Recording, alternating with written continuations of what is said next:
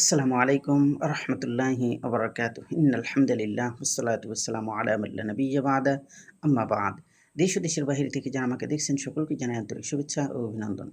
সম্মানিত দর্শক শ্রোতা, আল্লাহ রাব্বুল আলামিন কোরআনুল কারিমে আমাদেরকে শ্রেষ্ঠ বলেছেন।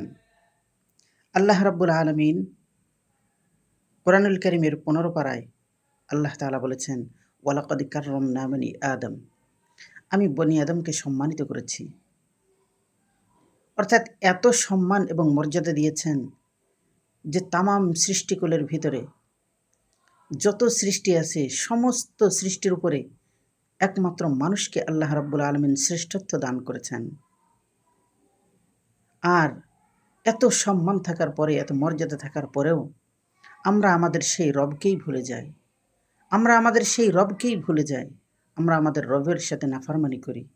আমরা কতটা নির্লজ্জ যে মহান রব আমাদেরকে তামাম পৃথিবীর সমস্ত কিছু উন্মুক্ত করে দিয়েছেন, পানি দিয়েছেন, খাবার দিয়েছেন, ফলমূল ইত্যাদি সব কিছু দিয়েছেন।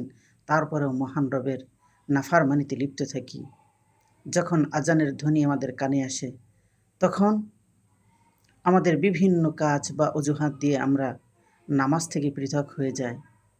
অথচ আল্লাহ রাব্বুল আলামিনের মহান হুকুম, এটা আমাদের জন্য ফরজে আইন।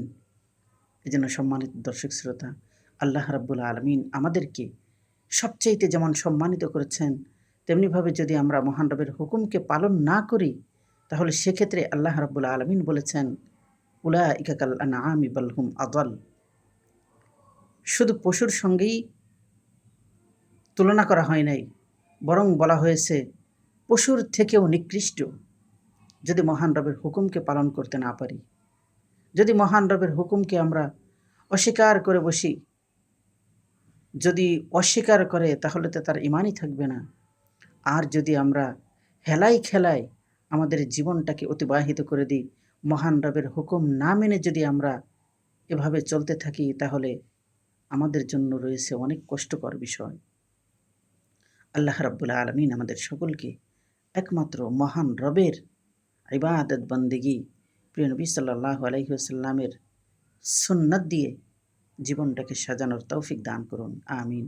আসসালামু আলাইকুম ওয়া রাহমাতুল্লাহি ওয়া বারাকাতুহু।